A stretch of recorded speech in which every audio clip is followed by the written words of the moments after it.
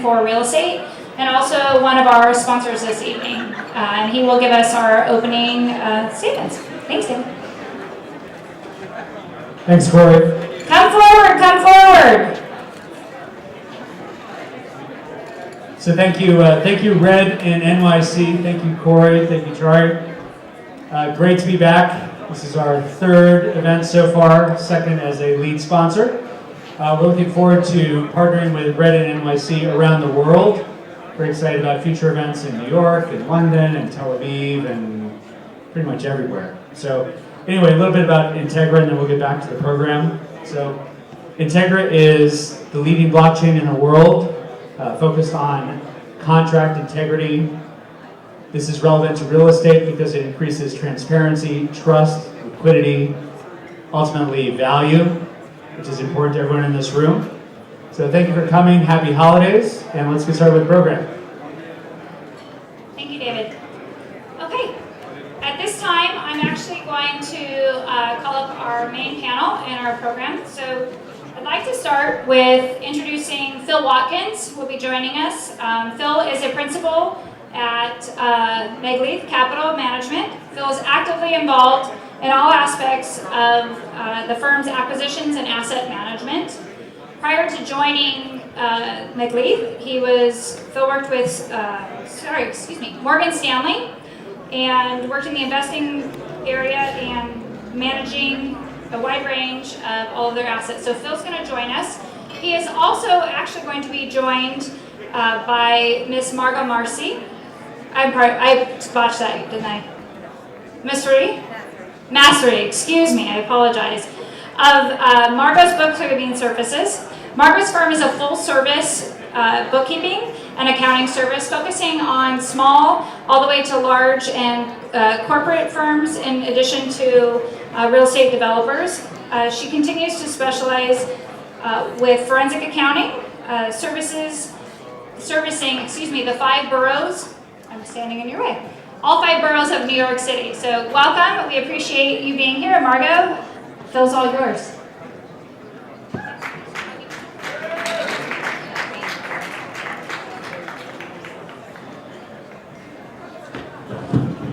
How is everybody today? Thank you for that wonderful introduction. So I have a few little housekeeping rules to start, just about the quiet and just to give Phil our special spot today. If you guys see me doing like this, just help me out and talk to your teammates and your friends and just keep down the noise a little bit. Or if you guys just can use the hallway, we have some great value and some nuggets to share with you. So are you guys ready? Good. Thanks for coming tonight. Absolutely. Thanks for having us, and thanks to all the sponsors and to REDinNYC hosts. So I prepared a few questions for you, and I'm hoping that we can tell our crowd today. All right, great. Ready to get started? Yeah, let's do it. So can you tell me about how your firm got started? Sure. So, a bit of background on Megaleith. We're a New York City-based investor and development firm, predominantly focused on the residential space. So we are currently building about 1 million square feet of residential product across Manhattan, Brooklyn, and one project in Westchester as well. And the firm was founded, we're a relatively young firm, founded in 2011. We started out to take advantage of some of the opportunities in the value-add multifamily space in New York at that time, and then transitioned from 13 until now to really be focused on the development space. And we've grown to become a fully integrated development and construction firm. Wow, so to really get that, do you have some special strategies that you can share with us? Well, we've always been a bit opportunistically focused. So, as I mentioned, we really started out seeing opportunities more in the value-add space, and then in later, as the cycle kept going, we started focusing more on residential, on the development side of the business. Something going on in Long Island City and like that headquarter? Sure. Yeah, there's obviously a small project happening in Long Island City, and it clearly will be a major changing force for for not just that submarket, but obviously for a lot of the city as a whole. Anytime you're talking about adding a user that needs 6-7 million square feet of office space and 25,000 jobs. But I think what's really important to think about with the Amazon story is that this is actually not new for New York. When you look at the presence that Google already has in the market with probably at least about 5 million square feet and a huge amount of jobs and expanding. Facebook is here, Twitter is here. So while it's certainly a big boon to have an organization like that come and bring that that kind of job presence, it's not a new thing for the city. And I think what New York was really able to successfully do coming out of the 2007 to 2009 downturn is really diversify away from its traditional labor force, which was only really focused on the professional services industry, specifically finance, finance and legal and accounting.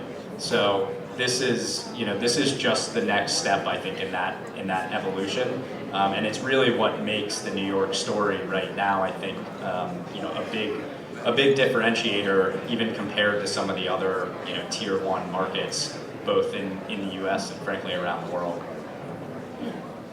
Our typical capital structures, we invest out of our own series of funds, but we are in most instances partnering, bringing in co-invest partners, typically institutional co-invest partners, be that large family offices, private equity funds, or for some of our large projects, even sort of quasi-sovereigns.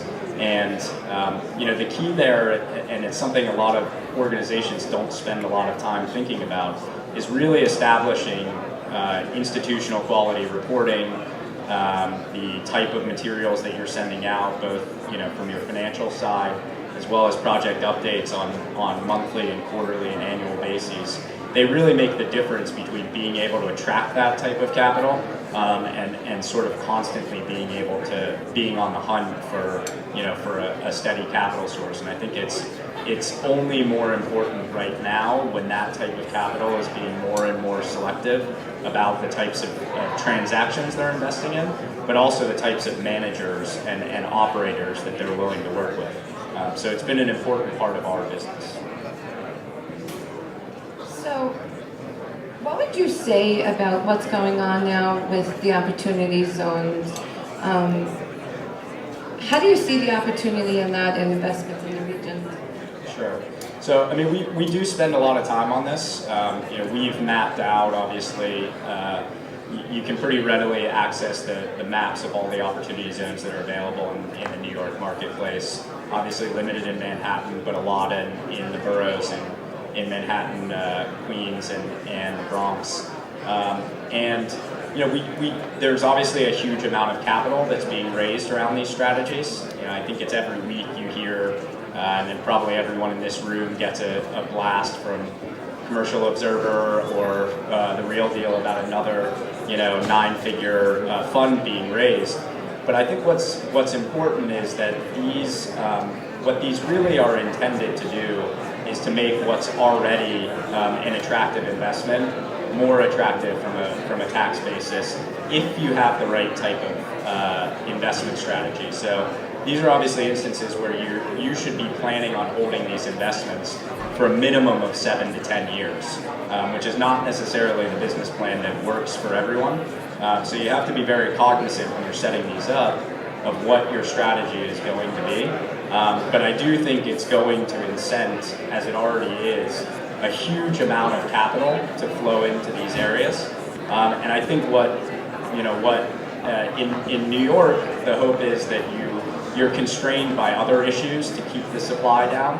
But I think there's going to be a lot of markets around the country where folks are not just saying, well, I would have done this investment anyway, but now I have the benefit of being able to have folks take advantage of the additional capital gains tax deferral. I do think you're going to have some real oversupply issues of folks basically creating projects that never really should have existed. But I don't necessarily think that's something that you're probably going to see as widespread in the New York marketplace. So when you say projects that we've never seen, any chance you can give us an example of that? Well, again, when we look at the potential for using opportunity zones, for creating an opportunity zone fund for a specific project, we do our regular underwriting, decide if we would have normally invested in that transaction, and then if it happens to be in an opportunity zone, we'll consider the structuring that goes along with that. I think what you're going to have in a lot of other markets are folks who aren't necessarily doing their regular underwriting. They're just saying, if I can raise opportunity zone capital, I'm going to go out and invest it. And that project may or may not have met my normal underwriting standards. And as a result, I do think there's some real risk that one of the unintended consequences of this is some oversupply in these opportunity zone areas that is going to cause projects to come to fruition that probably wouldn't have otherwise been there. Got it. So I really want to thank you for sharing all this incredible knowledge tonight. It was really just such a joy to be able to get this chance to interview you. I hope you guys enjoyed it tonight, and I really thank you all for coming. Great, thank you.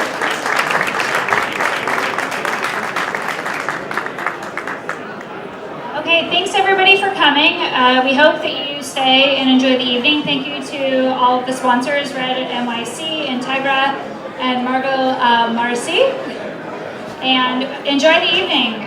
Mingle, enjoy each other, and enjoy the night.